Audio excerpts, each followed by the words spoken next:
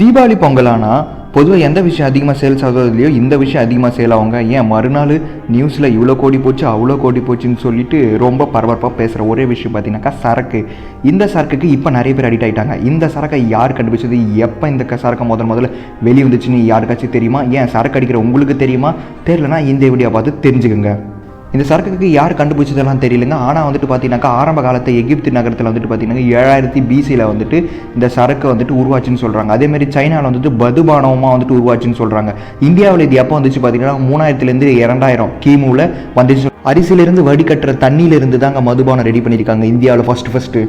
சோமேறியர்காரர்கள் தாங்க பீரை கண்டுபிடிச்சிக்கிறாங்க. அதுவும் எந்த வருஷம் பார்த்தீங்கன்னாக்கா 2000 3000 அந்த கிமுல தாங்க கண்டுபிடிச்சிக்கிறாங்க பீரை. மொத்தம் சரக்கு எத்தனை டைப்ஸ் இருக்குன்னு பார்த்தீங்கன்னா 10 வகையான சரக்குகள் இருக்குங்க.